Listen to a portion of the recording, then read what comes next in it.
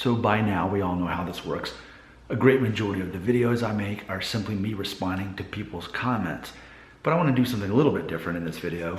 I want to basically make a video comment for another video I made, and this will be its own video. As if I were the viewer leaving a comment, but instead of typing a comment, I'm just making another video. So I'm basing this off of the video called, "Is it unethical to pass along your balding genes to your kids?" And if you haven't seen that video, definitely watch it. I think it's a very important video to watch that I've made if you're part of this club. If you're interested in watching my videos and you think these conversations are fascinating, I think you definitely need to check out that video. Is it unethical to pass along your balding genes to your kids? Now, imagining myself as a viewer and not a creator in this sense, what would a comment I submit to this? And I'm looking at my own notes here. Here's my question, ultimately. In the concept of, not passing along the balding gene. Here's my question to you. Imagine that one day you will be married, and you're imagining this woman in your mind right now, all the character that she would have, whatever morals she would have, her identity, her intelligence level, her education level, all the things that matter to you and that will matter to you, because it's not just about how she looks. There's a lot that goes into it that you care about beyond just how she looks. But in this, as you're creating this idea in your mind, and yes, she registers as far as the way you want her to look and all of that. So all this comes together, and you realize, okay, she's the one. She's perfect for me. And if I'm going to spend the rest of my life with one woman, I want it to be her. And so you're already thinking, okay, this is the one I'm going to marry. Okay.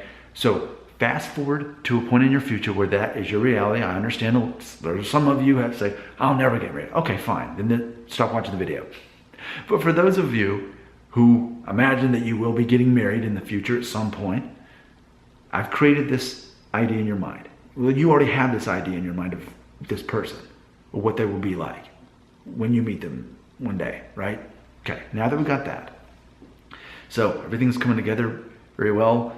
Looks like you're about to start your future with this girl. You're gonna marry her and live the rest of your life with her. Okay? But there's one little problem. Even though she's perfect, and there wouldn't be a better woman for you to spend the rest of your life with, there's one little detail. Her father and her brothers, they're all bald. And they started aggressively going bald in their late 20s, and they're all bald. In other words, your wife will be passing along, most likely passing along some aggressive male pattern baldness genes to your own children. She's perfect in every way, but just as it will affect your own son or sons, they will most likely be balding at least in their 20s, maybe even in their early 20s, maybe in the late teens, who knows? Even if you had all daughters though, they would still pass on that gene. So the reason I'm making this video is to test you. Do you really care so much about hair loss that you would refuse to mate with someone who had, even if you don't have the balding genes, if she carried them? Because you can see in her family that everyone's going bald, all the guys go bald. I would hope the answer is no, that you would not refuse to spend your life with this person and have a family with this person. Because if you said, no, I refuse, that would be ridiculous. You'd say, yeah, she's perfect in every way, but our kids would be bald, and our sons would be bald, and our daughters would pass along the bald. So no, I'm not interested. I'm gonna wait around for the next one, and it may be a couple years, but at least our kids wouldn't be bald. Now, if anyone would actually say that, you need to go to the moon right now. Just find a rocket and just go to the moon and live there, because that's where you belong. I make this video to point out how absurd that would be. So now that we all agree that that's ridiculous, that anyone would turn down the love of their life to spend their life with that person and raise a family with them, all because they have the balding gene to pass on male pattern baldness. Let me try to turn this around a little bit. Let's imagine it from her perspective. Okay? So, she finds you to be the person she wants to spend her life with. And the feeling's mutual. But let's imagine this from her perspective. So, she sees you. She knows, I'm imagining this, but she knows that maybe all the men in your family went bald young or started balding young. She clearly knows that you have the balding gene. And she doesn't really care, but she has noticed that your hairline's starting to go up at whatever age you are. But you know what? She doesn't actually care about that because she is interested in you. Beyond your genes and beyond your DNA, there's the actual idea of who you are, what you stand for, what you believe in, and all the ways that you can provide for her the way that she needs a man in her life, in all the ways that men provide a sense of security. Not just financial, but psychological and all these other things that women are attracted to men, and we're not necessarily attracted to women in the same way. We're attracted to each other in different ways, men and women. So imagine from her perspective. Let's assume that she's thought about it. Okay, yeah, he may go bald. A lot of guys in his family are. But imagine how crazy she would be to think, I'm going to turn down this love of my life, even though he's perfect in every way. What's it going to look like when he's in his 40s? Now think of how crazy of a concept that would be if she would say that. The point is this.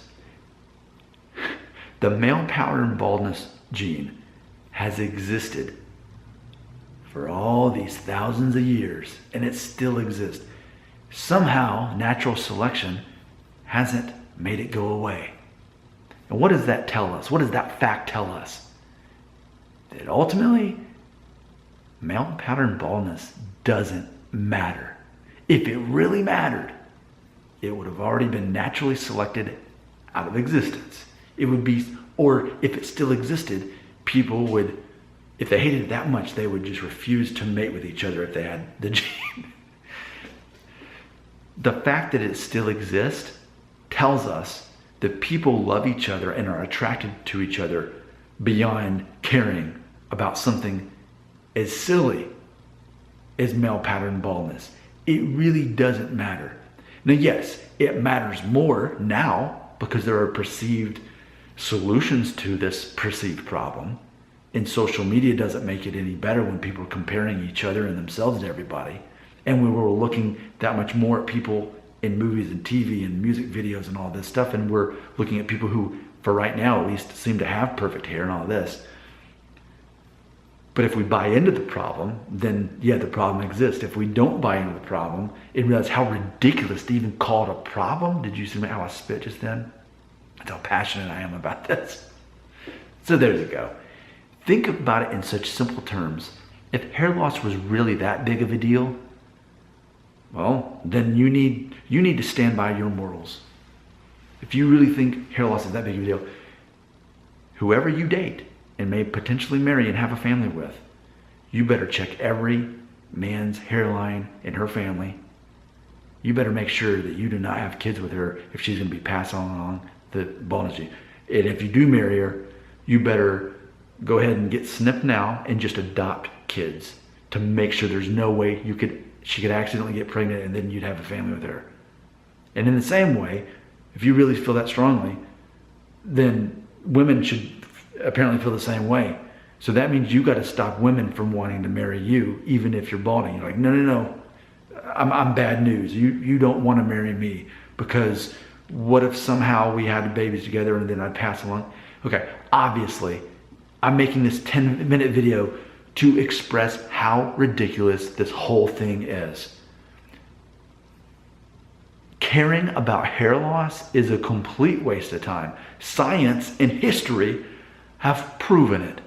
For the fact that men go bald and women still marry them and still have kids with them, and people won't refuse to mate with each other despite the balding gene.